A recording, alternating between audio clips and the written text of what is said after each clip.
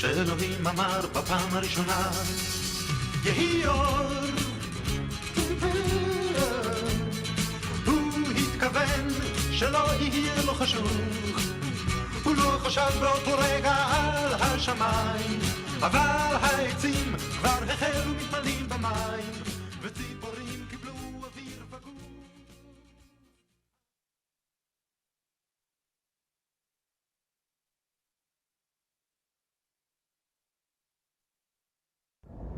Good evening. This is Russell Robinson, the Chief Executive Officer of Jewish National Fund, and I'm honored to be here tonight honoring Alyssa Orazio Russo on this special journey. What a wonderful name to put onto this program, because you two have really exemplified what a journey is. From the time you were in Las Vegas, you came to New Jersey to become the leadership. You're moving to Florida, but we know where you are. And we know that you have brought that journey on to your family. From celebrating and having your children at Mus High School in Israel to volunteer vacation, alternative break, you have brought on the journey of your family. And I and all of us at Jewish National Fund want to say thank you. And to Mariano Rivera, thank you for allowing us to honor you tonight as well. So I'm right now going to be able to introduce the real story of Jewish National Fund in the video you're about to watch. When we are tasked with the impossible, we excel. When people say it can't be done, we do it and more. When we are surrounded by those who seek to do us harm, we choose love. We are Jewish National Fund USA. It began as a dream. that one day the Jewish people would return to their homeland. That vision became a reality.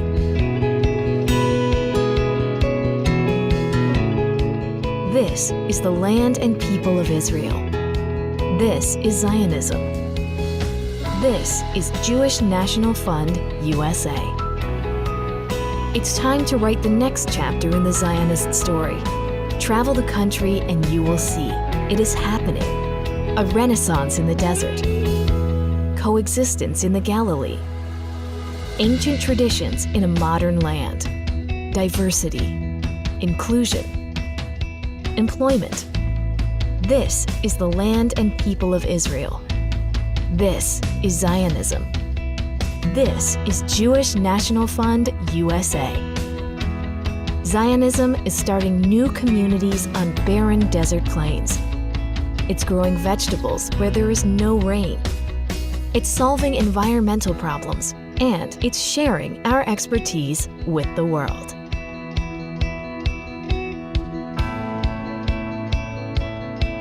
Nothing is easy. At times, our strength and resilience is put to the test. Yet we rise to the challenges and come back even stronger. We know who we are, and we teach it to our children. Whatever comes our way, Zionism ensures that we are never alone. When we remember that we always have each other, nothing can stand in our way. Join us. Let's build a better world together.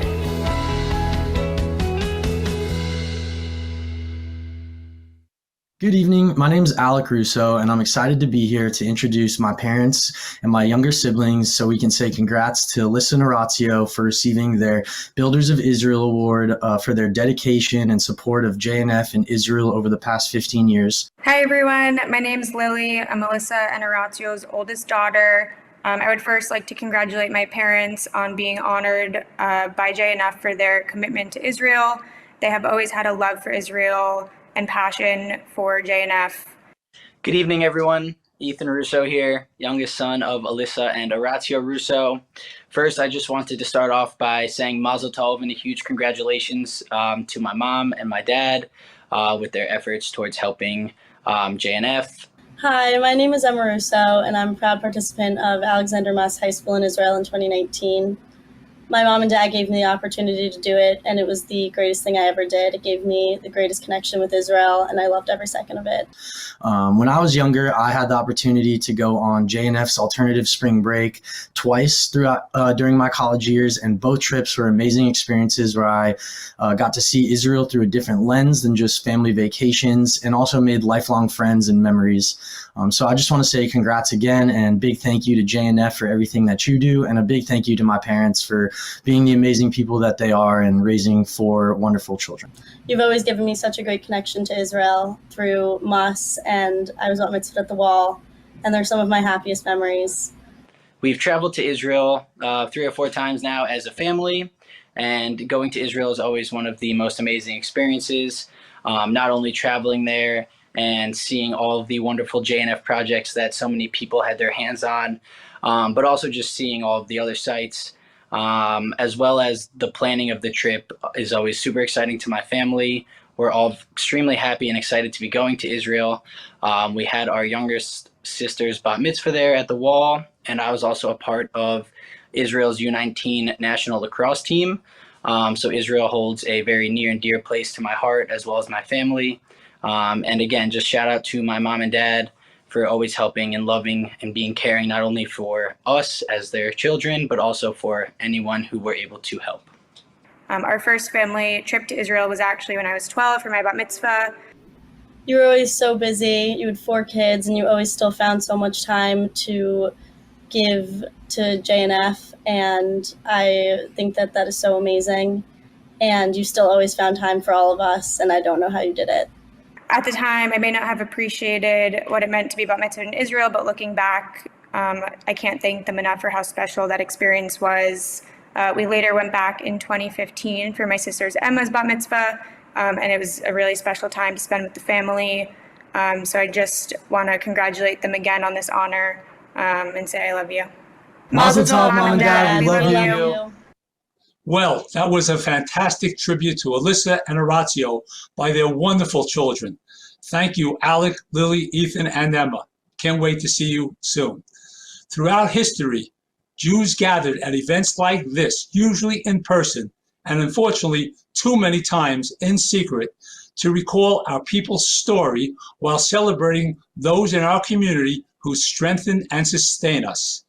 At Jewish National Fund USA, we often ask, what's your why? Why did you get involved? Why do you support the land and the people of Israel?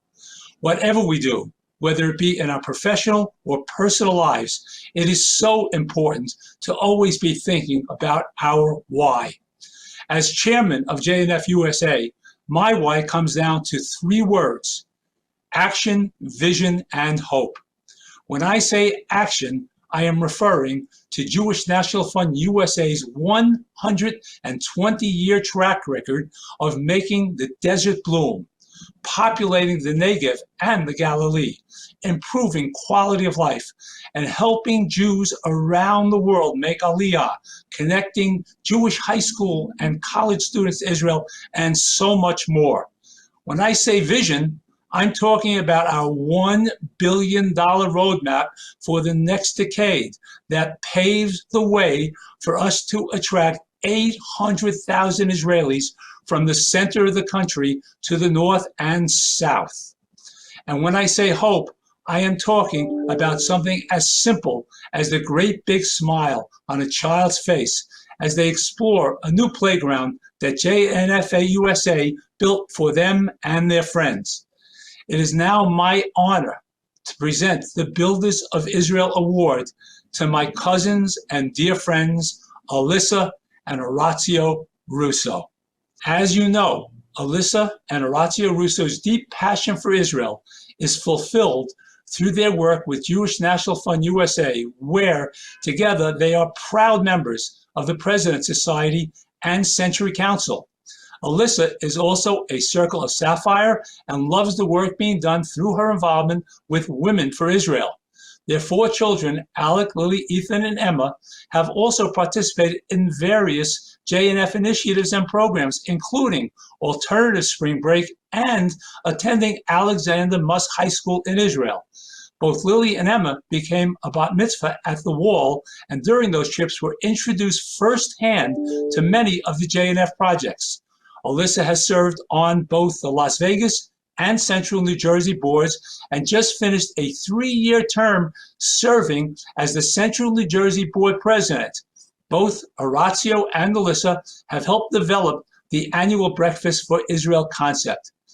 As 2 successful professionals and busy parents, they have always taken the time to ensure that JNF continues its mission to ensure a secure and prosperous Israel.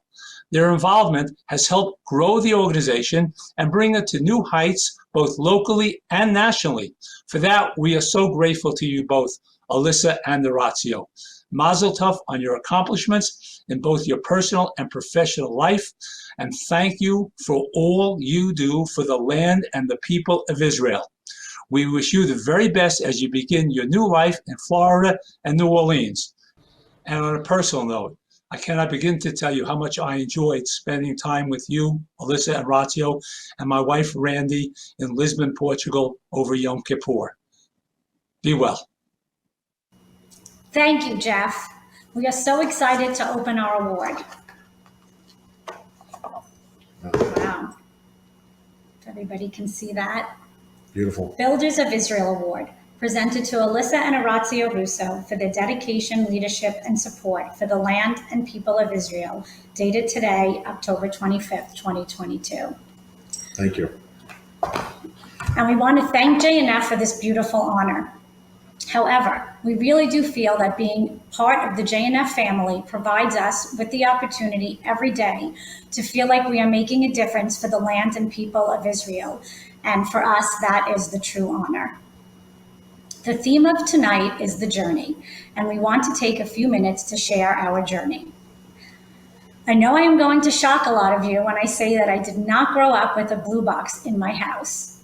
Like a lot of non-affiliated Jews growing up in a predominantly Jewish area like Brighton Beach, Brooklyn, you take for granted the uniqueness, significance, and the obligation that comes with being Jewish. I grew up knowing very little about the history of the Jewish people and even less about Judaism, and I did not have a bat mitzvah. This month, Orazio and I celebrated our 30th wedding anniversary, which takes me back to the start of my deeper connection to Israel and our commitment to have a Jewish home together. When Orazio and I started to have the hard life discussions about how we were going to be married and how we would raise our family, this was the first time I was faced with thinking about what it meant to be Jewish and what needed to be done to maintain a Jewish identity. It was not as simple as, I am Jewish, so my children are Jewish. As we discussed what we would do as a Jewish family to instill Jewish values, we came to the realization that there is commitment and work involved. So our journey began together. From our marriage under the huppah and breaking the glass to when our first son Alec was born and we planned our first bris, we were on our way. Lily was next and our first baby naming was planned. Ethan was another bris and Emma another baby naming. All four of our children were bar and bat mitzvahed and we have been proud members of many synagogues around the country, in all the places we have been lucky enough to live. Our children have experienced Jewish day school education and multiple organized trips to Israel through JNF and other organizations. Some of our fondest family memories are our 2 trips to Israel to bat mitzvah our daughters at the wall and share with them some of the JNF projects that we spoke so much about at home. When we talk about the JNF family trips to Israel, that brings us back to the start of our journey with JNF. It was from our involvement with JNF that enhanced our connection to Israel and made our trips and continue to make our trips to Israel even more meaningful. I love that our theme tonight is the journey and that we get to share some more insight into how we arrived at this very moment. For us, we were introduced to JNF through our temple in Las Vegas when they were going to be hosting the first JNF Breakfast for Israel program in our region, and of course, we volunteered to help. Who would have known that this community breakfast would be our start to the wonderful JNF journey we have been on so far? Shortly after planning the breakfast, I was invited to join the JNF Las Vegas board and help grow the JNF presence. With Alyssa's involvement on the JNF Las Vegas board, our JNF education increased and we made a commitment to attend the JNF National Conference each year. The more we learned, the more we wanted to help and be a part of the amazing visions that were in JNF's annual campaign plan, including the $1 billion roadmap. Over the last 13 years, Alyssa's role on the JNF Central New Jersey board, going from board member to president, has deepened our connection and increased our involvement and love for Israel. It was a very proud moment for me and the kids to see Alyssa become a Circle of Sapphire. We get so much pleasure donating to JNF, but really can't express enough about how much pleasure we get out of our involvement on the local and national levels. It feels so special when we share that JNF story and watch our friends and family start their journeys as they get more involved. I guess this is the first time I am referring to myself as a past president of the JNF Central New Jersey board, but I am very grateful to have Barbara Bortnicker stepping into the position. Barbara has become a wonderful friend, and it gives me great confidence that the Central New Jersey board will continue to grow and raise money, meeting and exceeding our annual goals. Trying to keep a program to under an hour doesn't leave much time to ramble, and as all of my family and friends know, I can ramble and have lots of stories to tell. But we want to end our journey tonight by acknowledging that we are being honored by JNF and have Mariano Rivera with us. I never could have imagined that part of our journey would now include being honored by JNF and having Mariano be part of the evening in this way. You are going to hear from Russ Silverglide and Mariano shortly. Thank you to Russ, a longtime committed JNF lay leader from Delaware and also a personal friend, for being part of tonight and now being part of our journey. I would also like to thank JNF's CEO, Russell Robinson, who you heard from earlier, for always inspiring and energizing everyone involved with JNF. Having our friends and family with us really warms our heart, and it really is wonderful when the family volunteers together.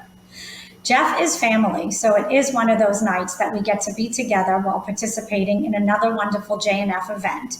And having our family, our kids and parents, it's really just such an honor, and we are super grateful for this evening. Yes, tonight is wonderful, and I think Alyssa has said it all. We're going to pass it back to Barbara now and continue on with tonight's program.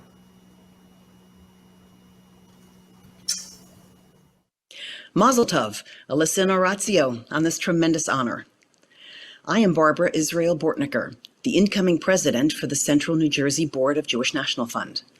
On behalf of the entire board and myself, I want to thank Alyssa and Orazio for all you've done for our community.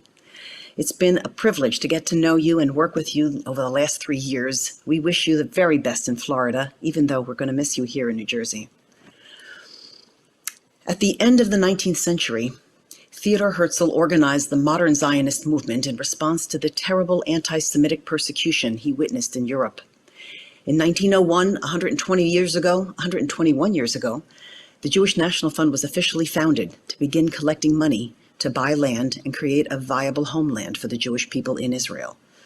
Herzl and others could foresee the violent tragedy that lay ahead for European Jewry in the 20th century. But unfortunately, the good people of the world and their leaders did not act soon enough to save the 6 million Jews of Europe and the millions of other innocent victims of hatred. The State of Israel was officially established in 1948. Since then, Israel has absorbed hundreds of thousands, millions of Jewish as well as non-Jewish refugees from Europe, from Arab countries, from Africa, and indeed from around the world. Israel stands today as a haven of freedom, a beacon of hope to the world, and a true light onto the nations of a just, vibrant, and creative democracy, despite all of its continuing challenges. How lucky we are to live in this time and to be able to be partners with the Jewish National Fund in its amazing philanthropic work. Jewish National Fund effects demonstrable change in Israel in ways that no other sector of society can. Our vast network of affiliates, mayors, municipalities, business consortiums, institutions, and donors like you ensures that Israel's safety, prosperity, and the improvement in the quality of life for all Israelis will continue. For example, JNF helps children and adults with special needs gain full access to nature and all aspects of Israeli society. We assist young families in building their first homes in the Galilee and the Negev, where they can have a high quality of life with employment opportunities. JNF develops water reservoirs, supports environmentally sound water conservation, treatment, and other innovative solutions for communities that struggle to connect to the national water grid. We fund research and development that enables desert agriculture to thrive, and we share these technologies and solutions for food security, water, and energy with the rest of the world by offering education and training to students from Africa, Asia, and the Middle East. We support some of Israel's most meaningful heritage sites and museums that honor the lives of Holocaust survivors and Israel's citizen soldiers and pioneers. We fight anti-Semitism and anti-Zionism by bringing non-Jewish university students and professors to travel to Israel to discover a modern, democratic, multi-ethnic Israel that they will not see represented by mainstream media. And we are still planting trees all across Israel, over 250 million in the last 120 years, providing a lush habitat for over 2,000 species of native animals while also neutralizing carbon emissions. This is the power of Jewish National Fund. Won't you join us as we work to build a more safe and prosperous future for all the people of Israel? Jews, Bedouins, Druze, Arabs, farmers, immigrants, firefighters, business owners, families, community leaders, lone soldiers. This is all only possible with your support. Our Jewish tradition teaches in Pirkei Avot, it is not up to us to finish the task, nor are we free to avoid it. Ensuring Israel's security and prosperity for future generations is a responsibility that rests on all of our shoulders. Many of you have already made a gift to our campaign this year, and I thank you. But now, I ask you to think again. What more can you do to ensure the future and vitality and viability of this amazing modern Israel and its people? And don't forget, your gift of funds, securities, real estate, or other assets is tax deductible to the full extent of the law. You can make your gift today in honor of Alyssa Orazio or in memory of a loved one. Friends, now is the time to do your part to ensure a safe and prosperous future for the land and people of Israel. So please take a few minutes and make a generous gift. And from the bottom of my heart, I thank you. And I hope we will see you taking part in all of our Jewish National Fund activities this year and in the future. Happy New Year. Thank you so much for your support. Thank you so much, Barbara. We hope we can count on all of you to support JNF-USA. It's now my pleasure to call on Russ Silberglide, who will be interviewing Mariano Rivera tonight. Russ, we can't wait to hear from you both. Well, thank you very much, Jeff. My name is Russ Silberglide. I am a member of the Arad Task Force for JNF, as well as on the board of JNF for Delaware. I'm also on the board of directors of the Mariano Rivera Public Foundation, which is a lot closer to why we are here today. I have the great pleasure of welcoming somebody who is not our typical guest at a JNF event, New York Yankees Hall of Famer Mariano Rivera. Mariano's accomplishments in his 19-year career are the stuff of legends. He is a 5-time World Series champion, a 13-time All-Star, the all-time Major League Baseball leader in saves with 652. Something that doesn't get mentioned too frequently, he is 3rd all-time in a category called WHIP, which is base runners per 9 innings. The other 2 played in the 1910s. And the biggest honor of all, he is the only player ever to be unanimously elected to the Baseball Hall of Fame. So Mariano, welcome. Thank you, Russ. The honor is all ours, and thank you so much for taking part in this event to honor Alyssa Russo, who is the outgoing board chair for JNF in New Jersey. And I know that you met her actually at your Hall of Fame event in 2019 in New York City. So later on, we're going to be talking about baseball, about what you're up to these days with the foundation. But I'm going to start right now with a subject that is near and dear to the hearts of most of our viewers today, from JNF, of course, and that is the subject of Israel. What does Israel mean to you? Well, Ross, Israel means to me, oh my God, it's dear to my heart and my family. Reason why, as a Christian, and everything started in Israel, every religion came out from Israel. So, I mean, being a born again and being a Christian and our Savior Jesus, he's a Jew. So that's why I love Israel. I'm not only connected, I believe that I'm in somehow, some way, I'm an Israelite also. So, I mean, I believe that the Lord has done amazing in my life and giving me the opportunity to love Israel as much I do. And not only me, but my wife. My wife is ready to move back to Israel. So that's how much we love Israel. You know, I mean, and it's dear to our heart and to our family. Well, we are more than happy to claim you and more than happy to find Clara a place to live when she wants to move there. But let's start at the beginning. How many times have you been to Israel? We've been 3 times in Israel, and I can't wait. I have a trip already, but because the pandemic, I wasn't able to go. So, but now I'm eager. I just can't wait to get there and have a great time, because every time that we go there, it's just fascinating to me. Again, you know, being a Christian and being in Jerusalem, to me, is just no other place better than that. Now, you mentioned Jerusalem. Do you have particular favorite sites or places that you visited in Israel? Oh my God, the wall. I mean, when I go there, it's just going there and pray and being able to see so many people there, all kind of religions, going there and praying and see how many people Israel bring together, in one place, one corner. To me, it's amazing. So, that's the best thing to me,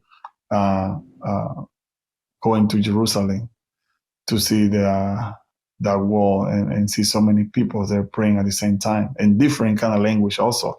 So that is mind-boggling there, because you just seeing so many people there and praying in their own language. It's just fascinating. It is indeed some very formative experiences. What is your impression of the Israeli people? Oh, expressions. I got a lot of Jewish people. I got a lot of Israeli people, friends, and I love them. They're amazing people. People of hard work, people of hardcore. Family people, and I always honor those values, because those are the values that we say that we have.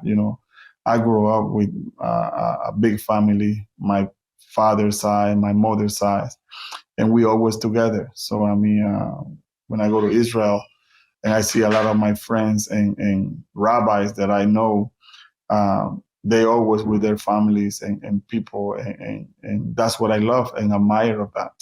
I'm going to ask you one last question or series of questions about Israel before we move on to baseball.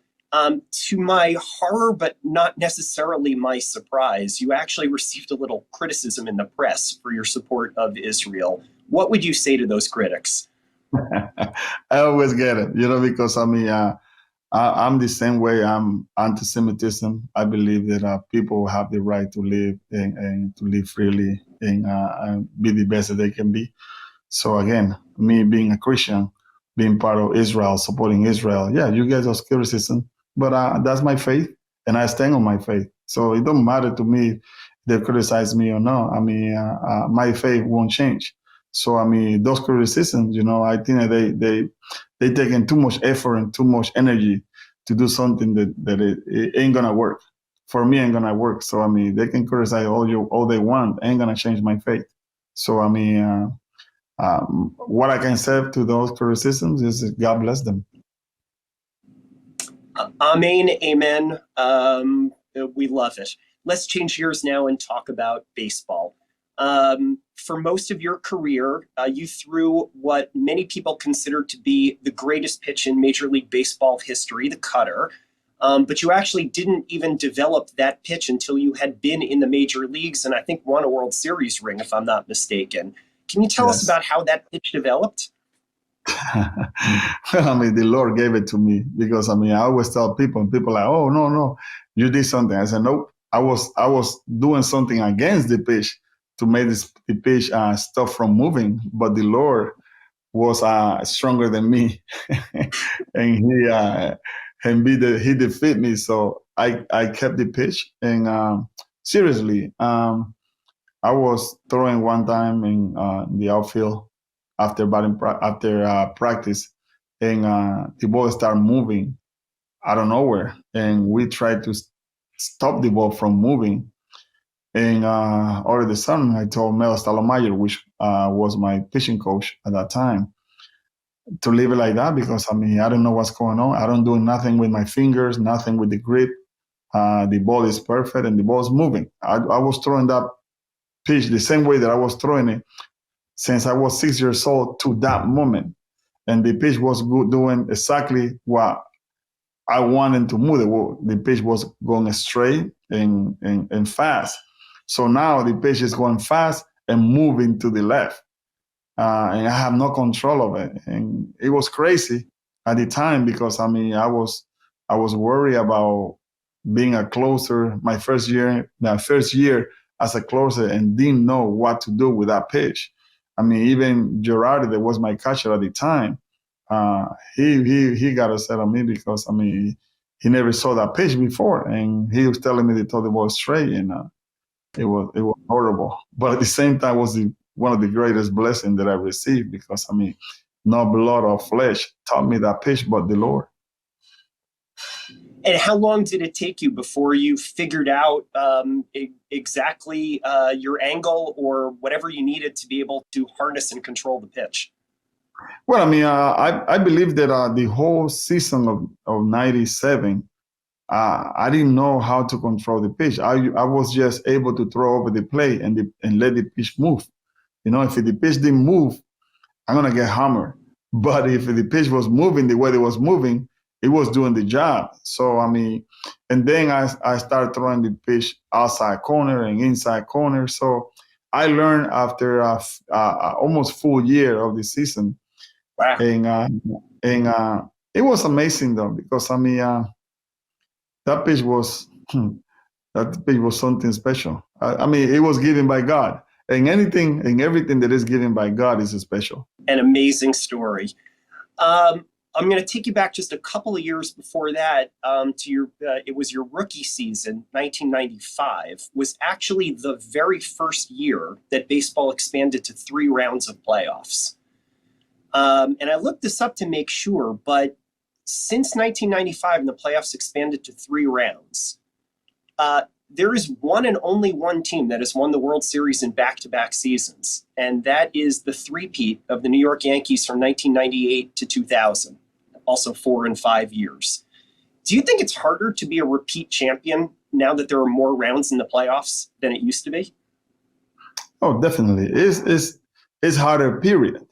Not only because, I mean, it's more teams, but just it's hard, period. You know, it's just to repeat. I mean, back-to-back season it's hard.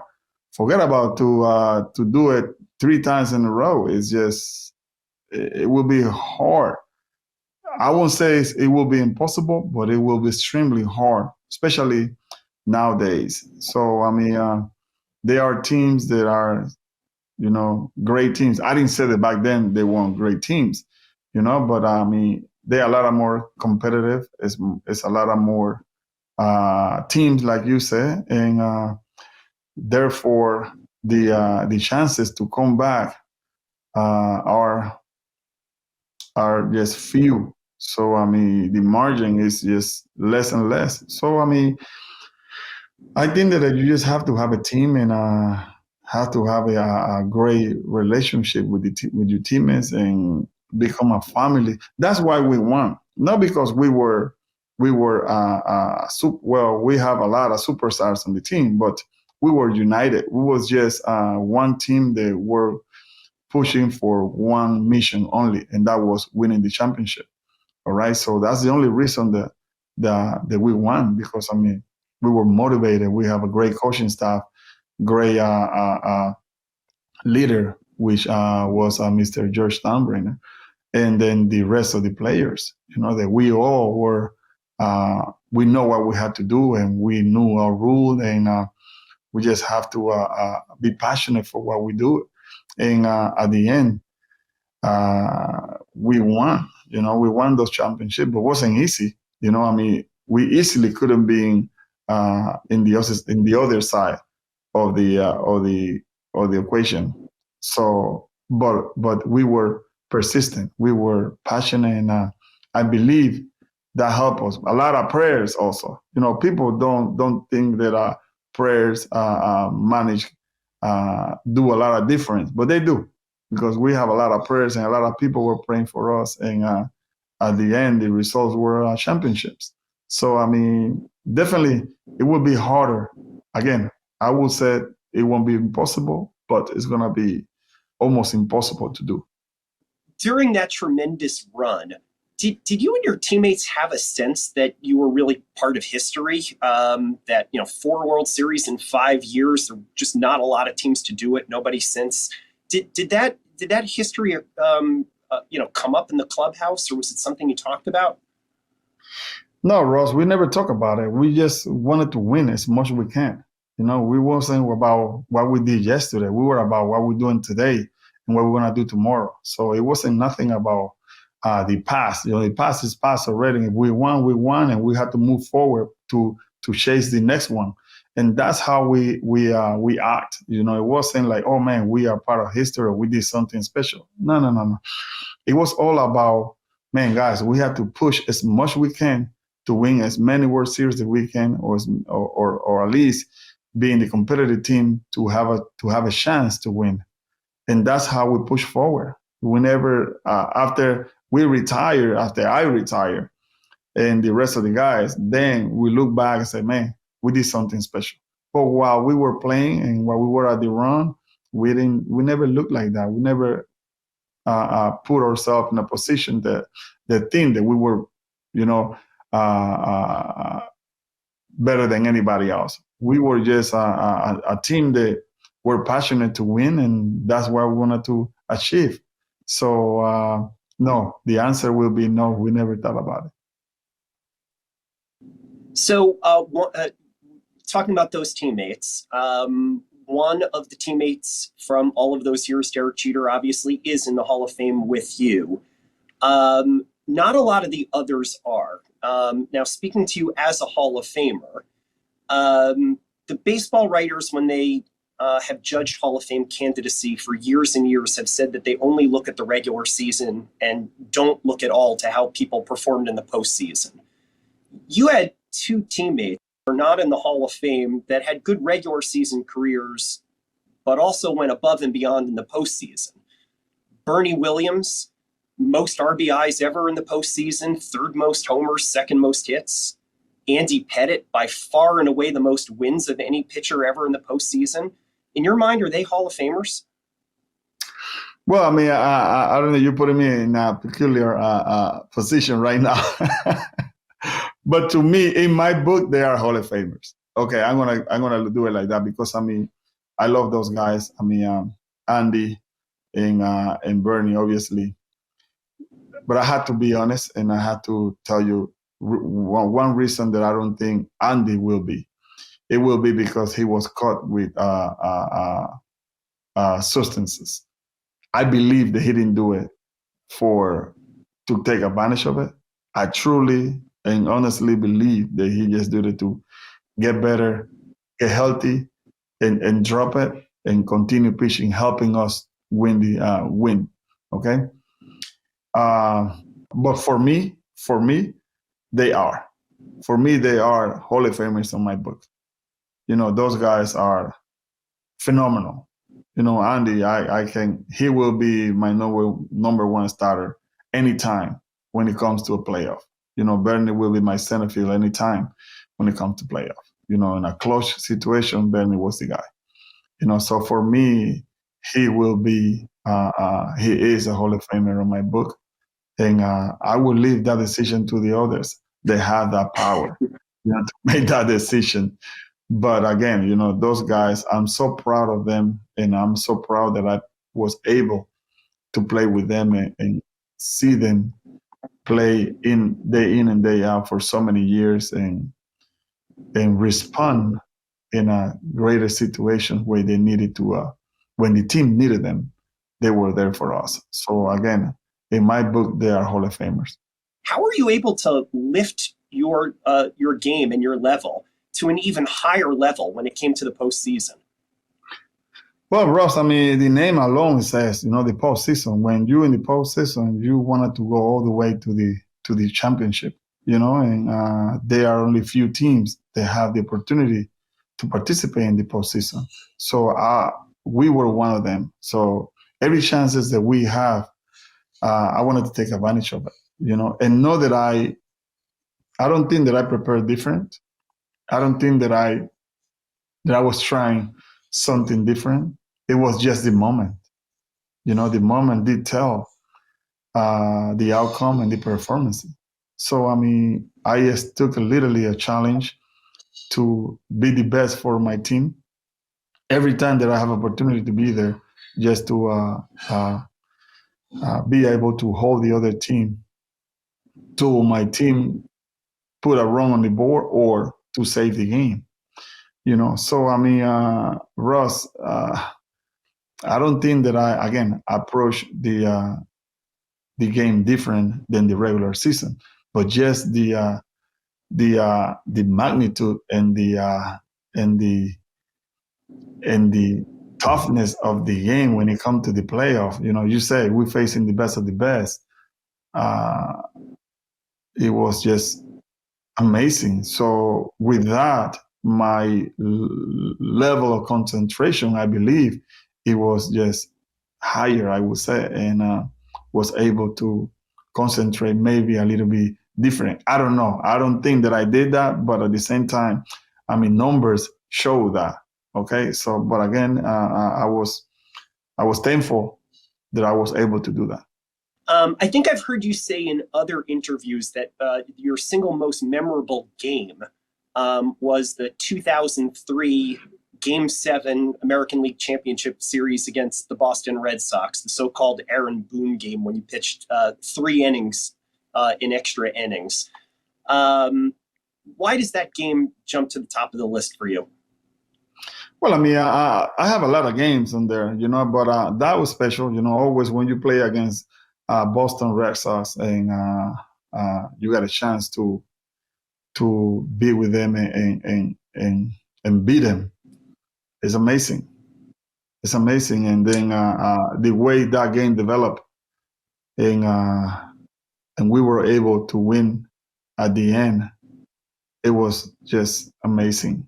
You know, knowing that you're going to the World Series after beating the Red Sox is just. So earlier in that game, the Yankees were losing, and Pedro Martinez was pitching. At the time, he was the most dominant starting pitcher in the game. Was there doubt in the clubhouse about the ability to come back? That's one thing that we never had. You know, I mean, we never doubt ourselves. We always push and push and push to the end. And we knew that if we were getting to Pedro late into the game, and if we giving another shot, something can happen. And that's always was the matter about us playing against Pedro. Yes, Pedro was one of the best guys, the best pitchers, the best starters there at that time. And but we always have a good success against Pedro when we were playing with him, against him.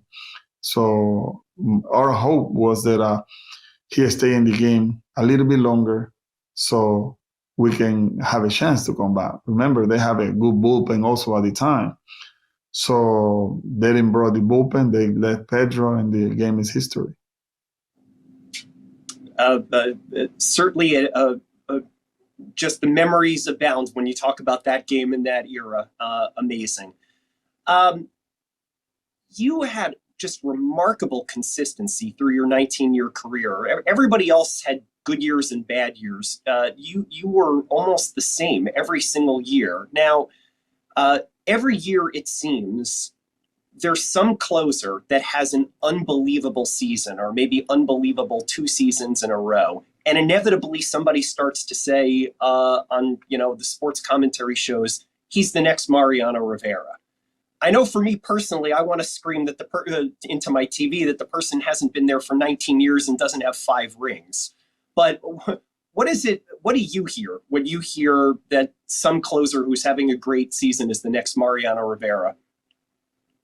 Well, Ross, I mean, as a player and as a fan of the game, you want to see players develop, players do a great job, and players evolve. You know, I mean, I was able and I was blessed to play for the New York Yankees for 19 seasons, and being able to compete at the same level, at the highest level that I was able to do.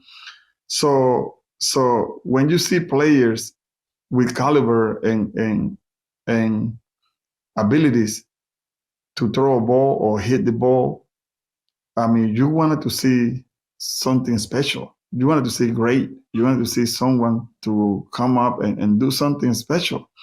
You know, it's not about you. The game is greater than yourself. You know, you will die and the game continue. So it's never about myself. I always wanted to see closers to come to the league and dominate the league, or being able to do that with the grateful heart. That's one thing that you don't see too often. You know, you see guys coming in and they believe that they're bigger than the game. You know, and there's no gratefulness in their attitude. So I mean, that's one thing that I don't appreciate. We all should appreciate the fact that we're playing a game that we love. They're paying a lot of money, and at the same time, bring a good show to the fans, but at the same time, again, you just have to be humble and understanding that you will never be bigger or greater than the game.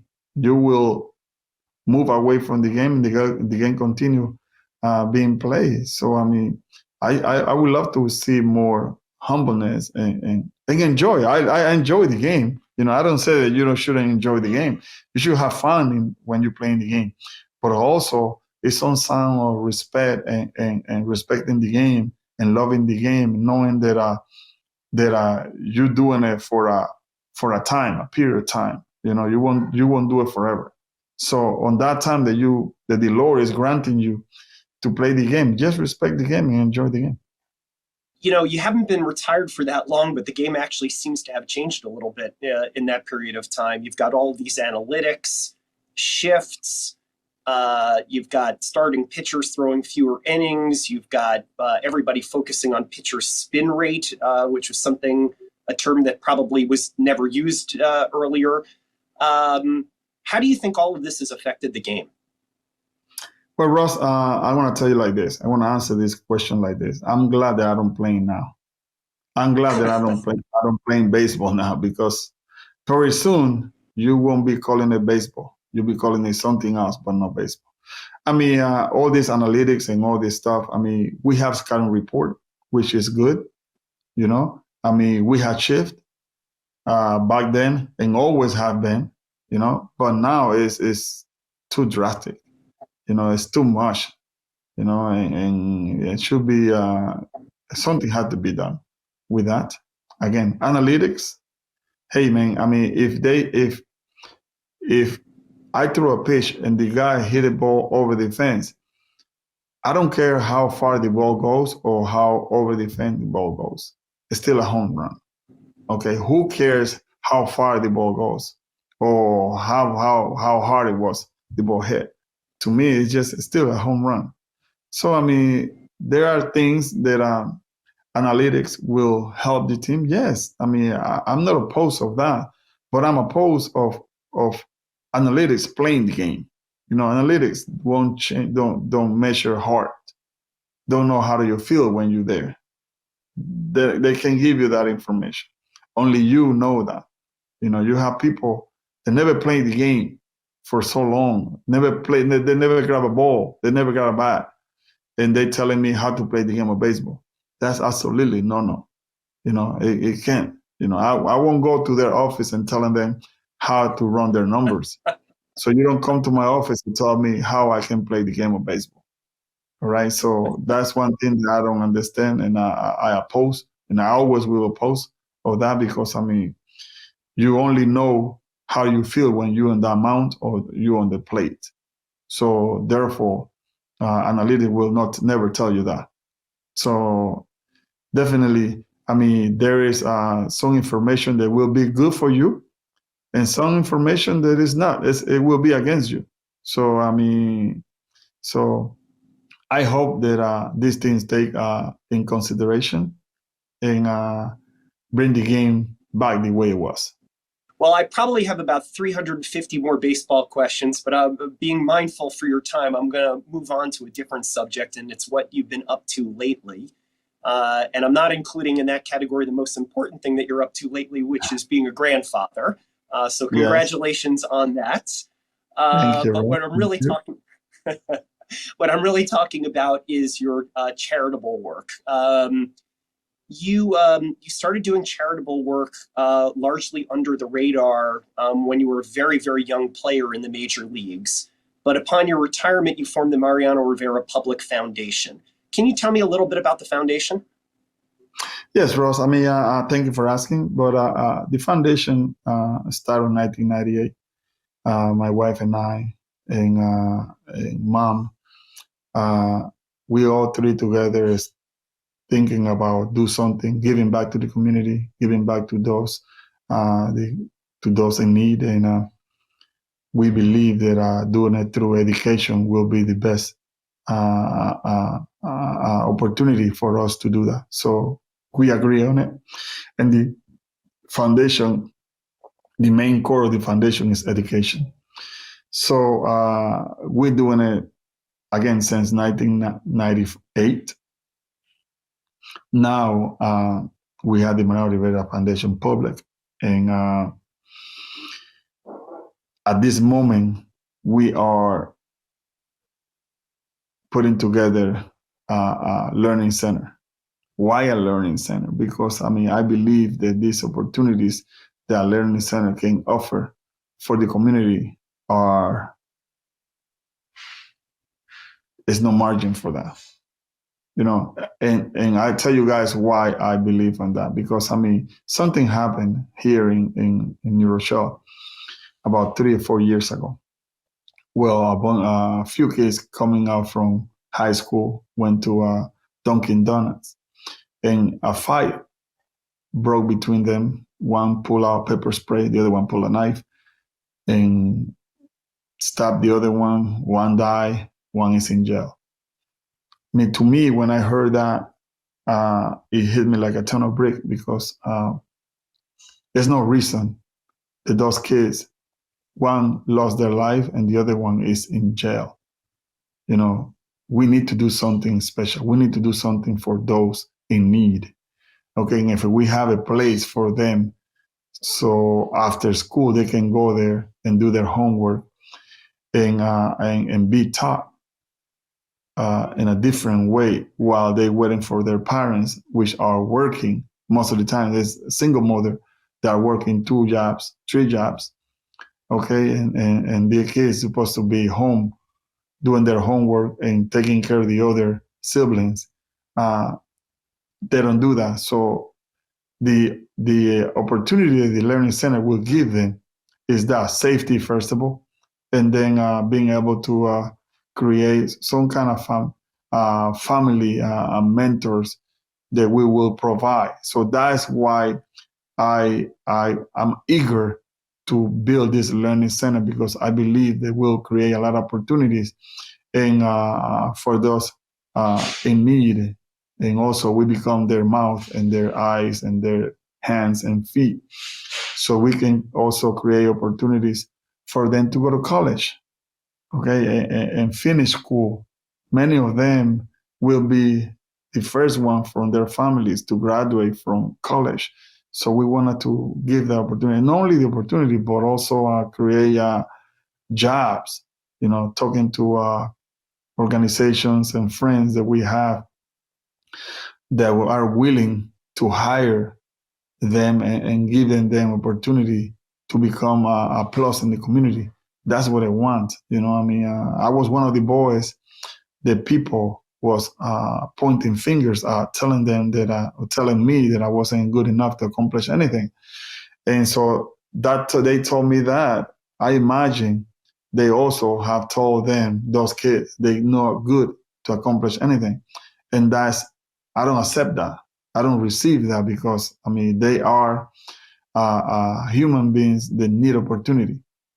And that's why the Mariano Rivera Foundation wanted to bring them and create the opportunity for them to be successful. So that's why the Mariano Rivera Foundation public is we're working on, and I'm proud of doing this, because I know that the Lord will help us to help as many kids that we can. Fantastic. What age group are you trying to serve in the Learning Center? We're talking about from age of 10 to 16, 17, 18 to getting ready for college. But that's what we think. But the Lord will have the last word on this. As soon as we open the building, we will see the need, and if we have to adjust to the ages of that, we are willing to do that. We are going to do that. But right now, we have in mind to start working with you guys for ages of 10 to 17, 18. Now, as a fundraiser for the foundation, you've commissioned this amazing T-shirt. I got to see in my Zoom screen exactly what height to hold it up for, which is called The Journey. Actually, thanks to the generosity of Alyssa Russo, some of the donors to this very JNF event were provided with these T-shirts. Can you tell us what this T-shirt depicts?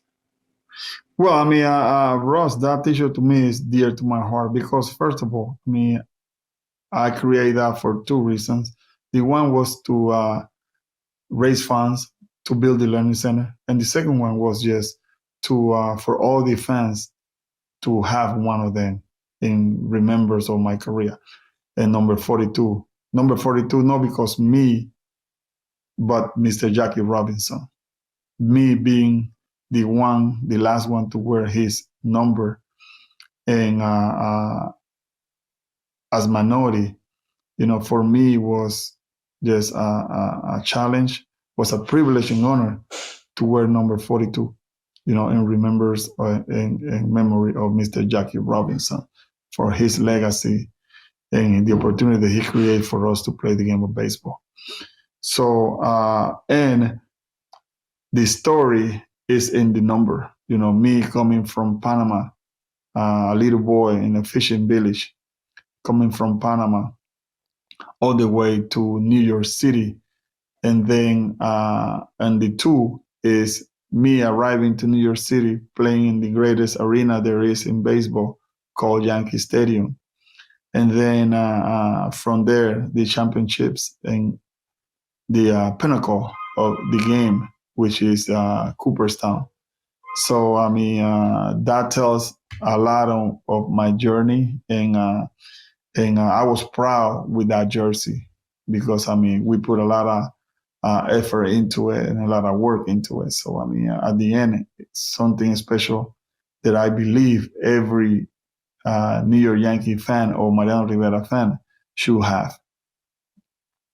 And I agree. I know I have several, as does every member of my family. But for anybody who didn't receive one in this event, you can go onto the Mariano Rivera Foundation website and get it there. Well, I think that was a tremendous program, and I hope you agree with me. It is so special, I know, for me personally, with my involvement and leadership in JNF, but also in the Mariano Rivera Public Foundation, to be able to bring these two great causes together was very meaningful for me, and I hope you all enjoyed it as much as I did. One more congratulations to Alyssa Russo. May you enjoy your retirement, and a tremendous thank you to Mariano Rivera for making this all happen tonight. Congratulations, you have been amazing. Thank you for helping us in 2019 when we did the event at Soprano. You provide the t-shirts. And may the Lord bless you in an amazing way. Enjoy retirement, Alyssa, in Florida. And again, remember, Alyssa, that you had to invite me to play golf, okay? So God bless you, and thank you for everything. Thank you, Ross. Thank you. Bye. Bye-bye, guys. Wow, what a memorable evening. We cannot thank you all enough for being part of this special tribute to the Russos. We also want to especially thank Russ Silverglide and Mariano Rivera for such insight into Mariano's journey. Thank you all for participating and wishing you all a good night.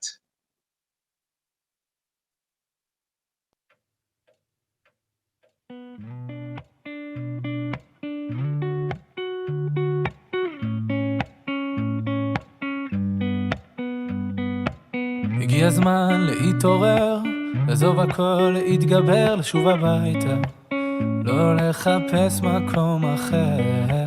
הגיע הזמן להשתנות, גם אם פספסנו תחנות, אפשר לרדת, יש רכבת, חזרה לשכונות. הכל אפשר רק אם נרצה, המחפש תמיד מוצא, גם אם הוא נמצא אי שם הרחק בקצה. דלתות שמיים לא ננעלו, כשהבן קורא הצילו, אבא שבשמיים מגיע אפילו